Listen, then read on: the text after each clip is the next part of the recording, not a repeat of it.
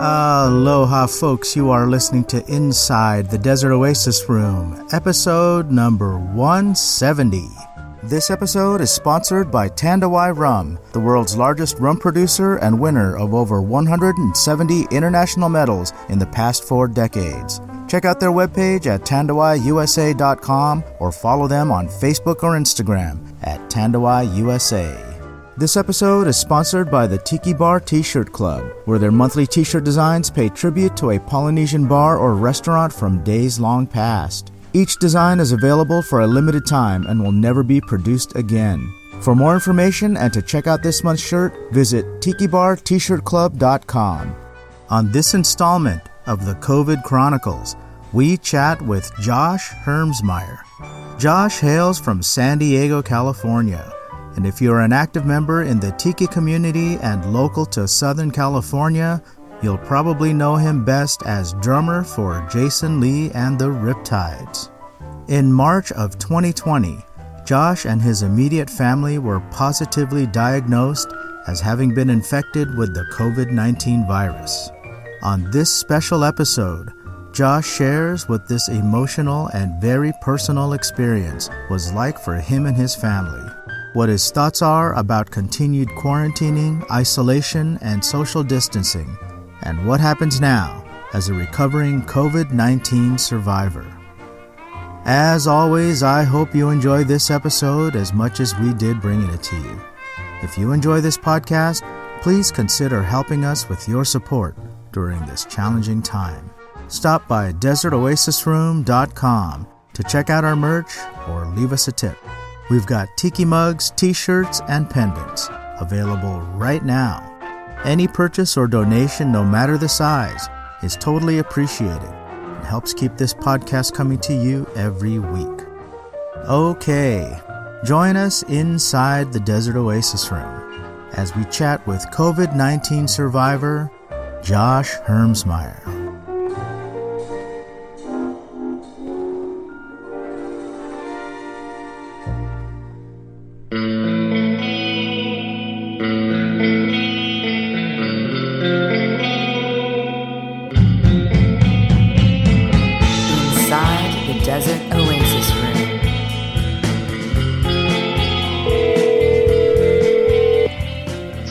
Hello? Hello, Josh. Hey, how's it going? This is Adrian. How you doing? Good. Thanks for joining me today. No problem. It's my pleasure. Let me start by saying that first and foremost, I'm super happy you're healthy. Oh, that makes 2 of us. And super appreciative of you spending time with me and talking to us on the podcast to share your experience with this COVID-19 virus. Yeah, it's intense. Yeah. I know that this was a very personal journey for you and your family. So if I ask a question that you feel is too intrusive, please just reply with a no comment or something, and I'll respect your privacy. Okay. So let's start with what you had put up on Facebook, because not everybody that is listening to the podcast is connected with you on Facebook, I'm sure. So if you don't mind kind of recounting that story for our listeners. So, excuse me. I might be coughing occasionally, but I'll try to minimize it. So I'm trying to think of the timeline.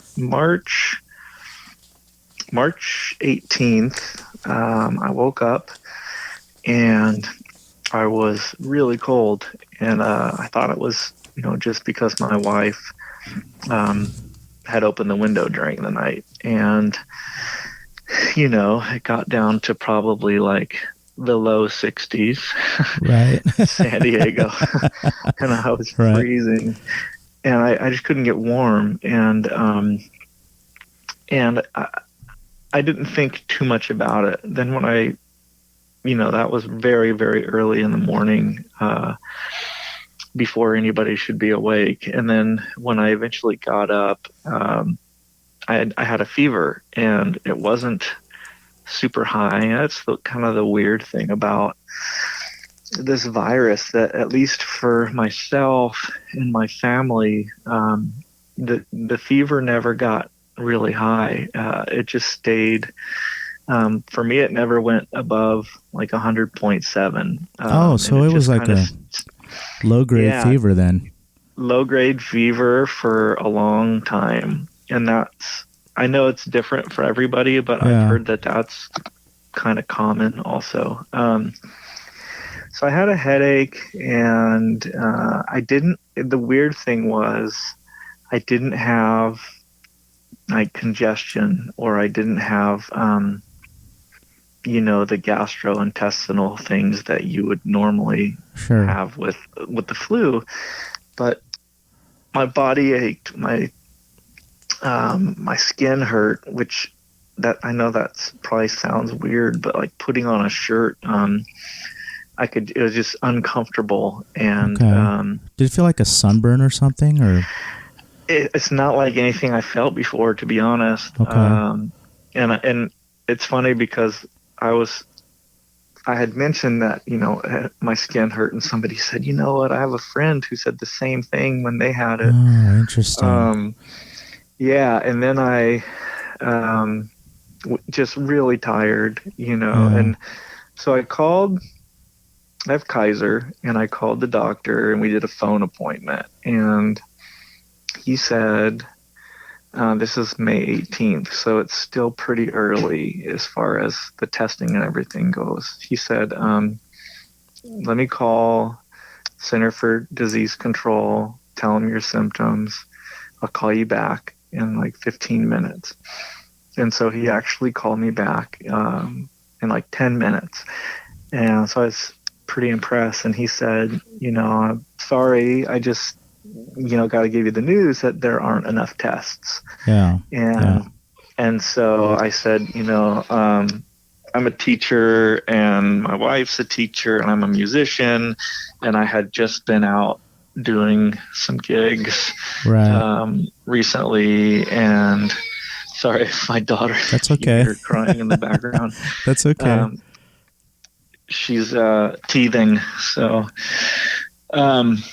he said, you need to self-isolate, stay in one room, and stay away from your family. And I'm sorry, but there just aren't any tests. So I stayed in the bedroom, in the master bedroom, and because there were already, germs all over it. And my wife, who's at that time about 8 weeks pregnant, so that was congratulations, by the way. Thanks, man. I saw that on your post. You had said, "Well, this is not how we wanted to tell people," but yeah, right. That's a whole nother curveball in this thing. But I'll get to that. But so she is out in the front of the house with our daughter, and my wife gets really sick when she's pregnant, and so she throws up quite a bit, and I could just hear her in the other room, from the bedroom, and she would bring me meals, and she would anything that I needed, and I just felt like this crummy guy, because she's out there taking care of the kid, and she's throwing up. And then so on the third day, I woke up. I thought I was better. I didn't have a fever. Took all the blankets, everything off the bed, and I was like, "This is it. I can rejoin the family." It was just a cold or something, but it wasn't like one that I had before because the symptoms were different. And then as soon as I got out of the shower, my fever came back. I just wasn't feeling good again, and that's another thing that I've heard about this is that the fever can kind of come and go. Okay. And so then I had to put all the new blankets and everything on the bed. Right. And got back. By then, we had pretty much decided that my germs were everywhere anyways. And because you can carry it for like 2 weeks before you even show symptoms, my wife said, look, if you had it, it's all over the house. We're probably going to get it. So whatever you have, we still didn't think it was that, because I think at that time there were only like 70 or 80 cases in the San Diego. 18th was still early on. I mean, yeah. yeah. So it didn't seem very realistic, and so on the third day I decided to kind of just rejoin and help, and she got sick on that day, actually. So okay. she got similar symptoms to what I had, but then she was just completely exhausted because she's also pregnant, and so she's dealing with the nausea, and she doing the littlest things was exhausting for her. And she doesn't. It's funny because I think I posted a picture of this text that she sent me. It was like the second or third day, and I said, "Hey, can you bring me something?" And she's like, "You're fine. Just come out here, and you're fine. You're not even sick." And right. she like grew up on a ranch. Her dad's a cowboy, and you don't complain. Sure. Yeah. For little things. And so when she was saying how bad she felt, I knew that this was a big deal. Yeah. And then my symptoms were getting worse. So I called. She was sick for about a week, and I was sick at the same time. My symptoms were getting worse. By then, I had lost my sense of smell, most of my sense of taste. She lost her sense of smell. Same thing. And I don't know if that's the symptom that really made them like think twice about offering a test, because right around that time there was data coming out that loss of smell was one of the symptoms associated with it. So I called the doctor back. I spoke to a nurse and I said, "Look, I'm not getting better. I have this cough now, and I was developing shortness of breath, and it wasn't ever like gasping for breath. It was more like when you hurry up a flight of stairs, just or feeling a couple winded. flights of stairs." Yeah. So I told her I had lost my sense of smell and I had these other new symptoms, and she's like, "Okay, I'll talk to the doctor." And then they said, "Come in, get a test." So I went and I got a test, and this was about a week after the first time I talked to the doctor. And I went in, and that test, there was only like one car in front of me in the line. You had to drive around some back way and go to these tents and they said, "Stay in your car, put the keys on the dashboard." Okay. It was like pretty intense. And I just spit into a cup. And then the frustrating thing was it took 8 days to get the results. That must have been tortuous. It was crazy. Yeah. So by the time, because in the back of my mind, I'm wondering if this is what it is. My wife is pregnant. Yeah. Our daughter also got sick. Yeah. So her fever did get higher, but I think that's more common, with toddlers. So she was sick for about 2 days, and the great news is that this doesn't seem to affect kids as that's awesome. As harshly. Yeah. Did you guys have the same level of intensity with the symptoms? Was your wife experiencing something that was more intense or more mild? I think her symptoms were very similar to mine, but then add on the sickness from pregnancy. So, okay. Like I didn't have throwing up or any of that stuff, but she had that because she was already doing it a lot anyways. It's like a double whammy. Yeah. She got hit pretty hard, but hers actually ended after a week, and I was still sick, and the shortness of breath was getting worse. The cough was getting worse, and the frustrating thing is when you cough, it's it's a dry It's a cough. dry cough. So Yeah. yeah, you feel the fluid in your lungs, and when you cough, nothing comes up. And so I would be reading stories of people in the hospital. It's like they feel like they're drowning, and Right. I was not even close to that. Okay. But I could see what they were talking about, because there's nothing you can do. You're just hoping that your body is going to fight it. Wow, it was scary Yeah. feeling. So fortunately, our 16-month-old, her symptoms were, she was just exhausted, and she took like a 5-hour nap, and then I went in to get her, and she was just laying in her crib and just moaning. It was really sad. But then after a couple of days, she was better, and my wife started feeling better, but we still didn't know if we had it. And so I got my results back on 8 days later, and then it's just like you're bombarded with people calling, doctors talking to you, and public health is calling and asking all kinds of questions. And when we found out that I had it, they said we should test Ashley. So they tested her, and by then they had developed a test where you could get the results in 2 days. So she found out, which is really strange, because her symptoms were pretty much gone by this time, and we didn't think that she would even test positive. But she tested positive, and so that kind of starts the whole cycle over again as far as quarantining and isolation. Right. Because they go based on, when was the last person positive, Yeah. and you start.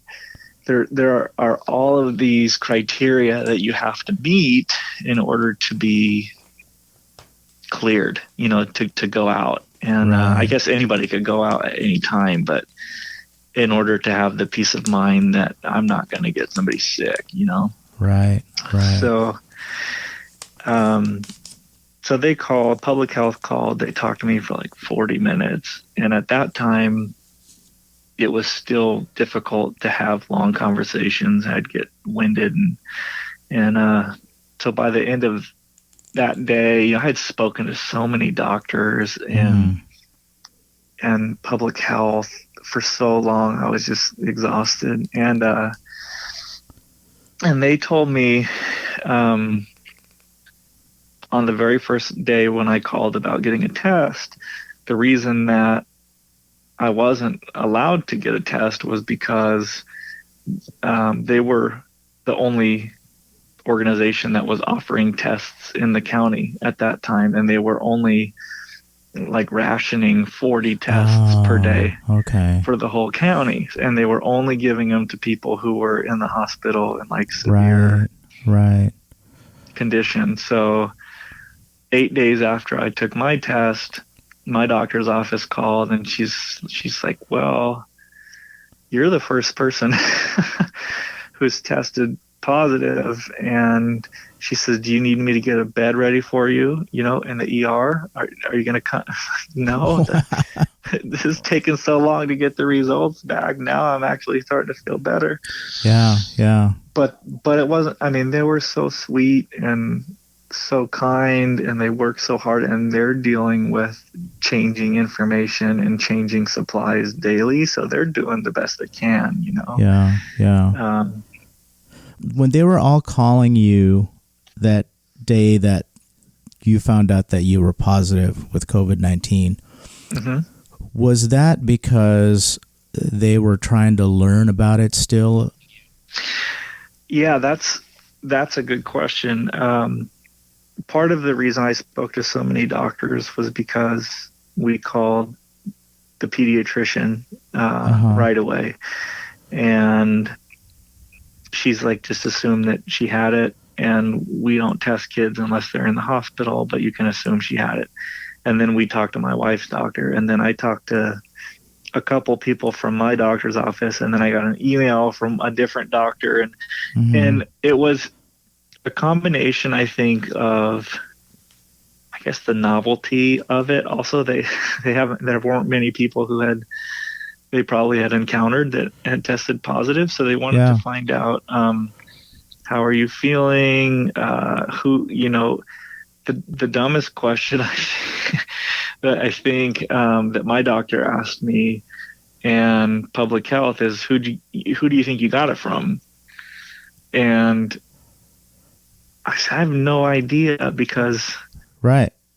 we were by then, we were quarantining already, because Yeah. everybody was. The Yeah. only places I had gone was to go try to find baby wipes, because we Right. were running low, and everybody was like stockpiling, so I had to keep going to all these stores just to find baby wipes. But other than that, it wasn't like I was out and about Sure. doing all kinds of crazy stuff. So Plus, at that point, it'd been like, it could have happened 2 weeks prior, right? I mean, Right. because of the incubation period. So, I Right. mean, who knows? Like, you could have been all over the place before that quarantine.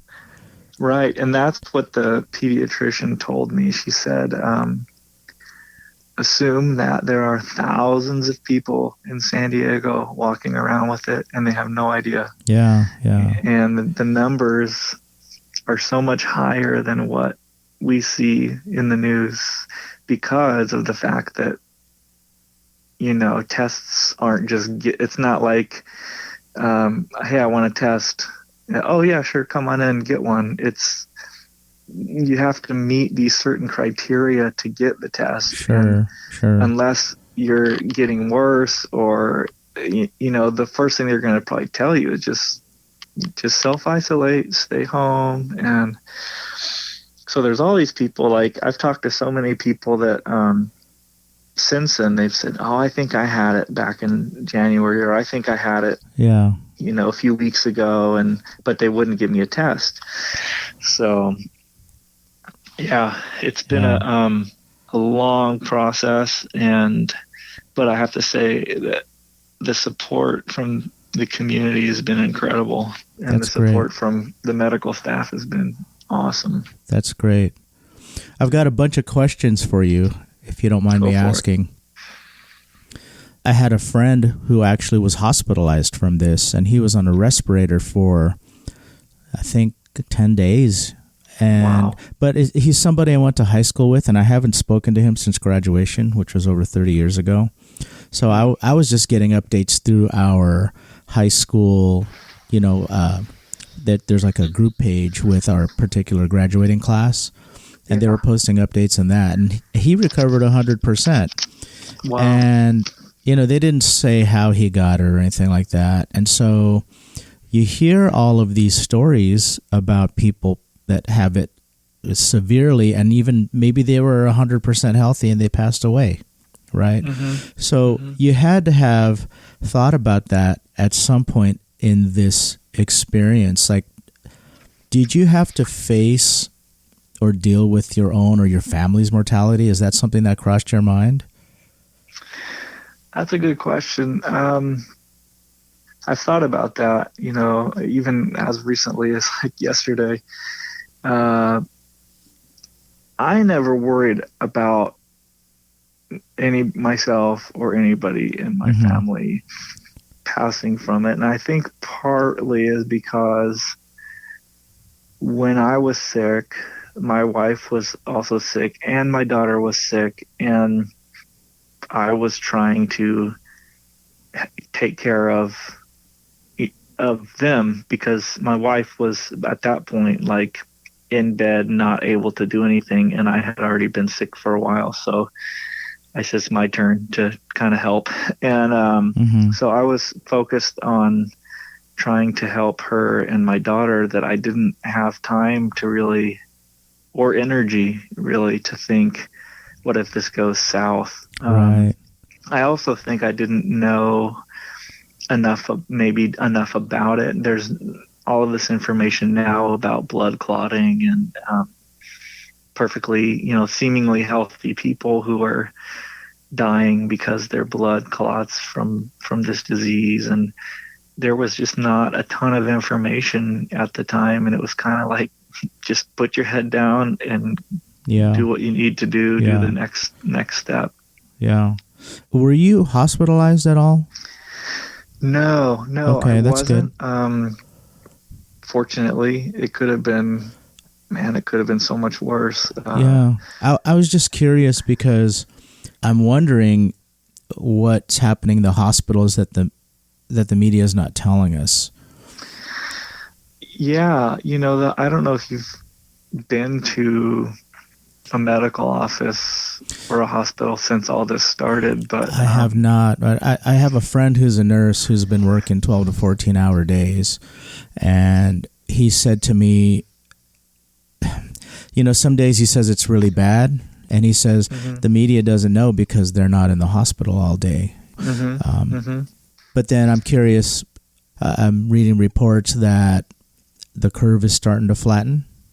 Then I read reports that there's a spike in infections, Yeah. So I'm curious, like, what the real story is, I think I look daily at this site called Worldometers. I don't know what the address is, but just WORLDOMETERS, and it gives very detailed numbers as far as newly documented cases, closed cases, death rate, which state has how many cases on which day, and so I try to stay up on that. As far as my experience with medical facilities, because I did, as of even a week ago, I was having chest pain over the weekend and shortness of breath, and the chest pain was new for me, and it's also had been several weeks since I was sick. So I know that there's a period where you're no longer contagious and the virus is gone, but you're still recovering your lung capacity and whatnot. And so they sent me to Kaiser to get an X-ray, and when I walked up, everybody's getting their temperature taken. You're wearing masks. You're not just walking in and out of buildings like you used to. And I walked up, and they said, "Have you had any of these symptoms?" And I said, "Yeah, actually, to be totally forthcoming, I had, I was positive and I had it." And so they had to go kind of figure out what to do with me, and and I stayed off to the side. I didn't want to make anybody uncomfortable. Sure. And I told the doctor I don't want to go there and make anybody uncomfortable. And they said, "But you need to have this X-ray of your lungs done for yourself, for your own safety." Yeah. So I went off to the side, and they actually X-rayed me outside. So I didn't even go in to the doctor's office. They brought out a portable machine, and they did it right there. And then when they gave me an inhaler that has like a steroid in it to help my lungs for a while. And when I filled the prescription, and this wasn't just me, this was everybody, you had to go wait outside, and then there was a staff member who would come call your name, and then you can go back in and get it. But my wife had a similar thing happen to her. She had to do some lab work to do genetic testing or whatever to check the health of our unborn child. And when she showed up, they said, "Have you had any of these symptoms?" And she said, "Yes, I was positive. It's been so many days since I had my fever, and public health has cleared me." And they said, "Okay, let me go talk to my supervisor."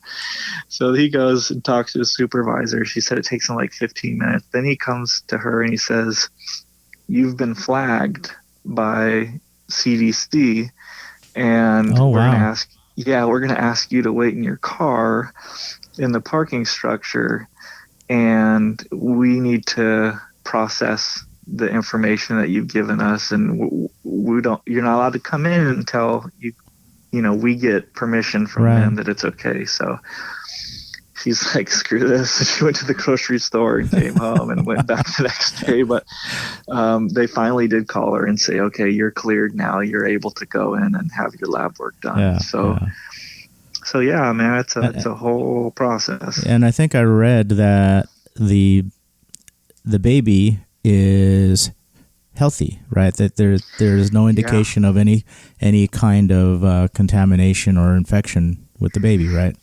Yeah, so far, I mean, I don't know how they would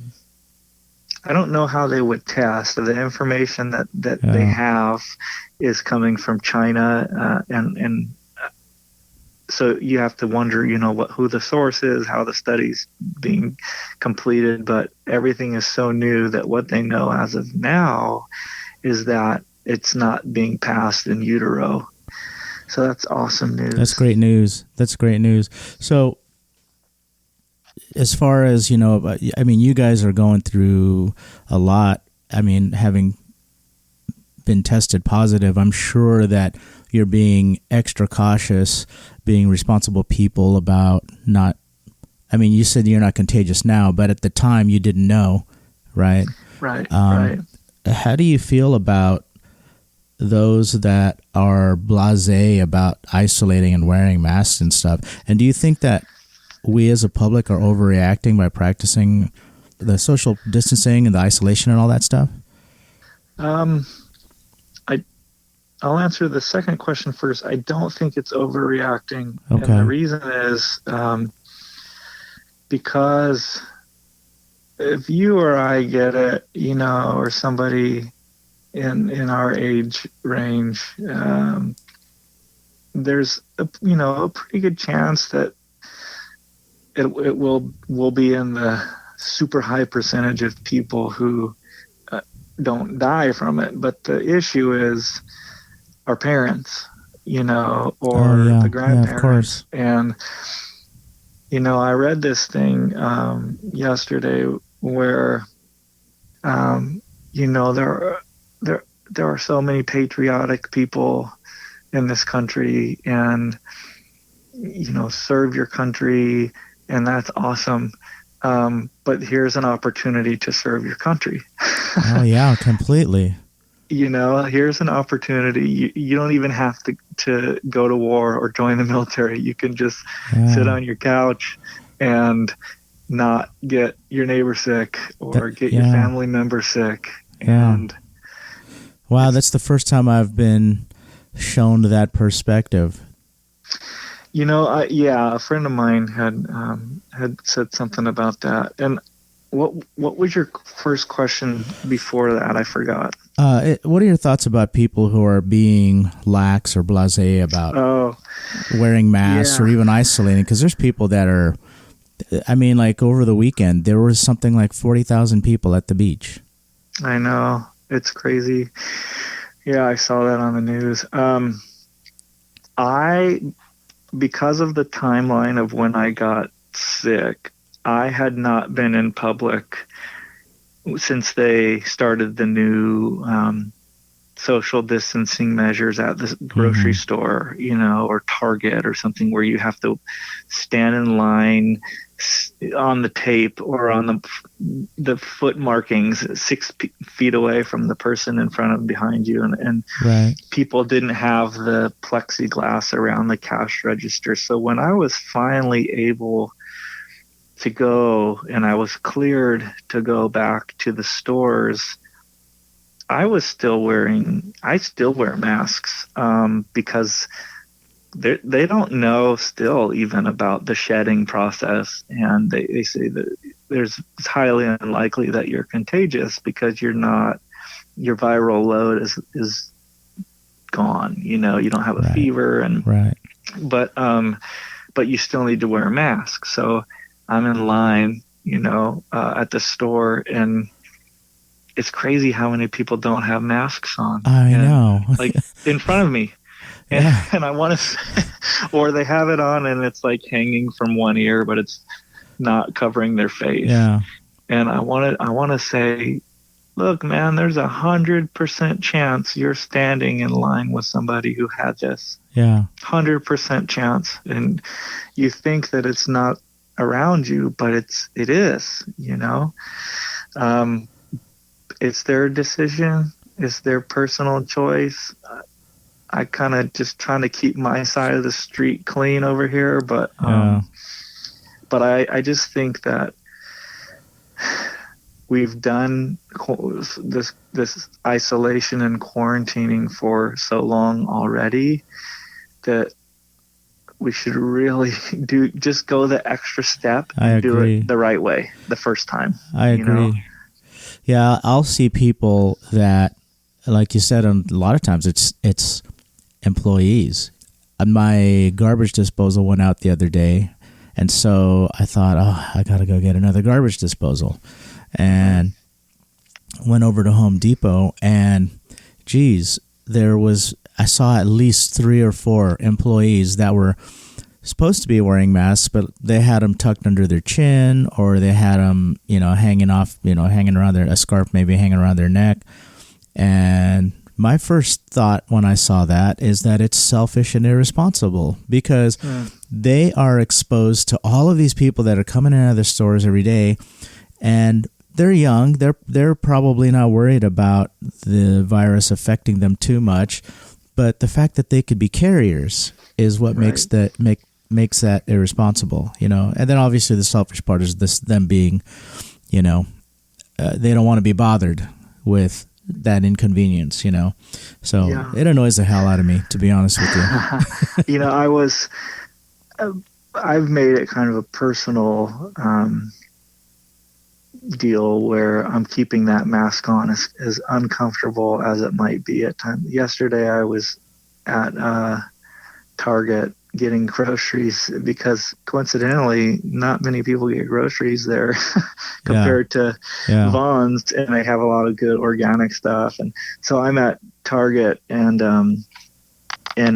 I was having a hard time with the breathing, and the mask, and I started feeling like not well. And I was in this aisle, and I was thinking, this is not a normal feeling, I should take this mask off and just get some deep breaths. Right. But I decided to keep it on, because what's the point of, these particles can stay in the air for hours. Yeah, you that's walk scary. down an aisle and you think, there's nobody in this aisle, but there was an hour ago, and they coughed, and that stuff can float around the air and land on surfaces. Yeah. And it's crazy. This thing is so resilient, and it just does not let go of you. And that's what I'm still experiencing is, getting tired easy and out of breath easy. And that's something new for me. So I'm just. Is that temporary? I mean, is this just like residual stuff happening? That's a good question too, because I've read that there are, there can be long-term permanent damage, but what do we really know about this thing, because it's still so new? So I would think that would be more applicable to those who were in like super severe condition on ventilators and things like that. Right. But we just don't know, and that's the thing that I hear from the doctors that I've spoken to is information is changing daily. What I'm telling you today might not be the case tomorrow. Mm-hmm. Yeah. So it's hard to tell. But I think, I'm optimistic that it will be temporary, and that with some breathing exercises and with, the medicine that they gave me in the inhaler, that we can get it back. But that could be foolish optimism. I don't know, but it's better than foolish pessimism, I guess. Sure. That leads me to my next question, actually. when I touched on having thought about your mortality, when this started happening, has this experience changed your outlook on life? It's definitely made me think more about life insurance, to be honest. I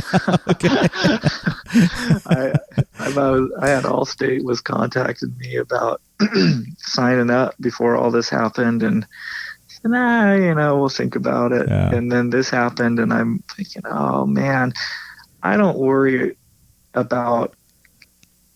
I'm not afraid of death. Like full disclosure, I was born and raised in a Christian family, and I am a Christian, so I have that belief Sure.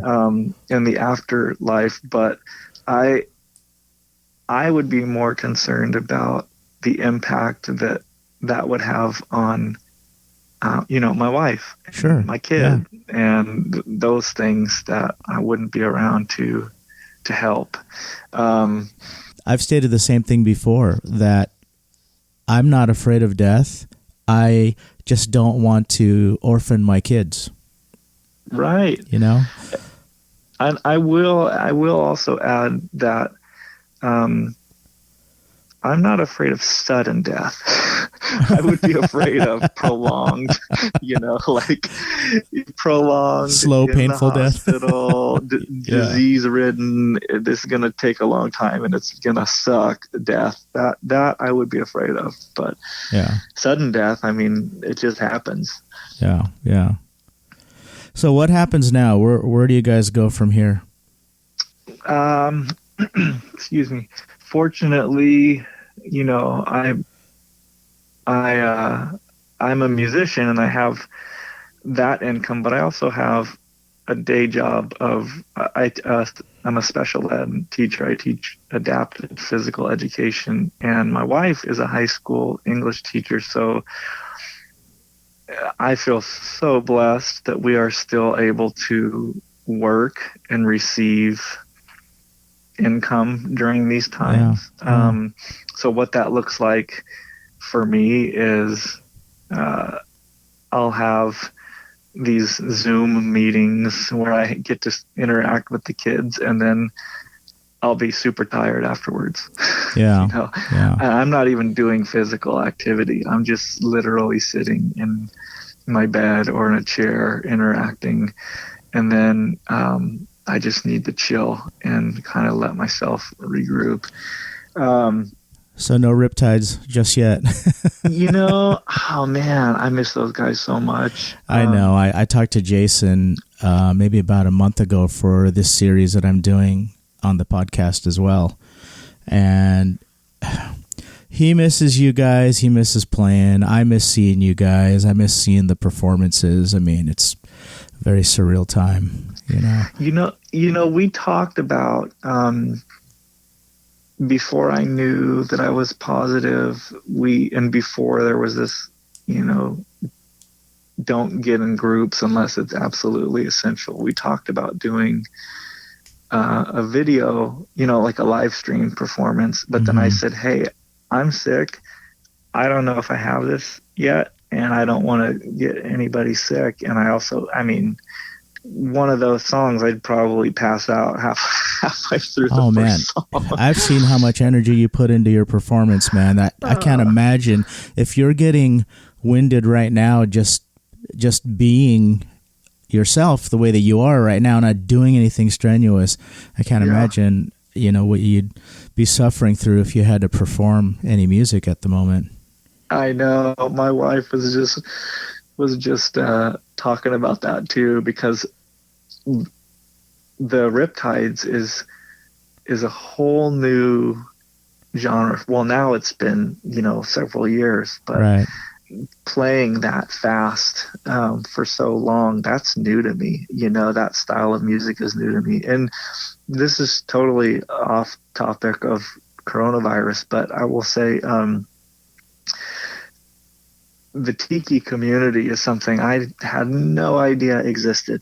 And Jim Monroe is a producer who did their album. And I have worked with him in other settings, and they needed a drummer for Tiki Oasis, a handful of years ago. And so it was going to be, I was going to do that show and fill in on a couple others, and then just help them out while they looked for somebody. And I fell in love with the people in that community, in the Tiki community, are so accepting and so nice and just so genuine. And I love hanging out with these guys. And I mean, they're just incredible people. Yeah. And they're awesome people. Yeah, all you guys are great. I mean, there's a reason why you guys are one of the most favored bands out there in the Tiki scene.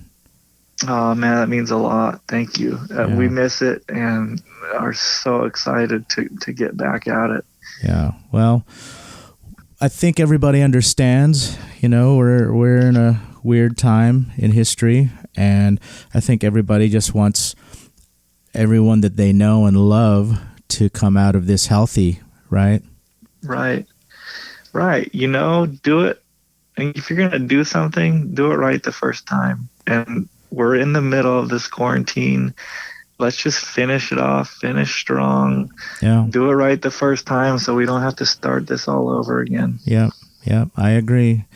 Well, before we wrap, I have one last question for you. Yeah. As someone who's gone through this experience, is there anything that you'd like to say to your friends or loved ones? Thank you. Yeah, thank you. I mean, we were overwhelmed with the number of people who were willing to do anything to help. And, I have a friend who lives in Temecula, and that's 45-minute drive. You guys need groceries? I'll go get groceries. I'll drop them off at your door. And I love that. And man, people were just so cool. And that's the one thing that I've really noticed about this situation. It's unprecedented. In our lifetime, it's unprecedented. Is that people are good, there is just an inherent good in people, and people want to help each other, and you start to interact with neighbors that you've maybe never seen, but you see them walking their dogs by your house every day, and you're getting your mail, and you say hi to them, and people are concerned about the well-being of each other, and it's refreshing, and it's frustrating to be stuck inside. I'm on the same tank of gas I have been for the last 2 months. Me too. Everybody's like, gas is so cheap, but what for what? Right. Well, it's so cheap because nobody's buying gas. Exactly. But we can do this. We can get through it, and it's going to suck big time. Yeah. But we can do it. Yeah. Well, I appreciate you opening up some time for me, Josh, and I am so happy that you are. It sounds like you're healthy. You sound great. I mean, I know that you said that there's a few things that you're still feeling in your chest. But Yeah. No, I feel so much better, and that was the other thing, is that I waited to post anything. Social media, because I just knew that we would be bombarded, and so I waited until we were on the much better side of things. And when you asked me to do this a while ago, it was too fresh. Soon, right? Yeah Too soon. I didn't have the energy, and I didn't want to rehash it out, but yeah, man, we're doing better. That's great. And for the record, I was really on the fence about asking you, and because I thought, I'm glad you did, man. Yeah, me too. I mean, like I thought, as I said earlier, I know this is a very personal experience for you and your family, and I wanted to be respectful of how we talked about it and stuff. I didn't want it to sound exploitive or anything like that, and so I actually waited. I think. When you posted that, I think I waited maybe 4 or 5 days before I asked you. Mm-hmm. And then even then in that note that I sent you, I said, well, I thought, what the hell? I mean, the answer is always no unless you ask, right? And yeah, and as I was telling you yesterday or the day before, another friend of mine has a podcast, and his podcast is called "You're Going to Die." Oh my God. But it's about dealing with mortality and the choices that you make while you're alive. So he had asked me also, and I just said no. But then I got to thinking, like if my experience can help make people aware of something that really is unknown at this point, then why not? And I guarantee you're helping people by talking, because you've helped me already, to be honest with you. So just hearing your thoughts and how you and your family worked as a team, and the positivity that this experience is bringing to you is, just it's actually leaving me warm and fuzzy, because you're right. Most people they're good, right? Most people want to help. So yeah, so, totally.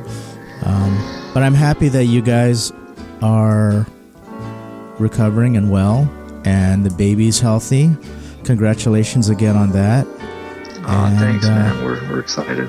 Yeah, and I'm sending my best to you and your family, your wife and daughter, and future child, and then and hoping for a 100% recovery. I can't wait to see you back behind the drums.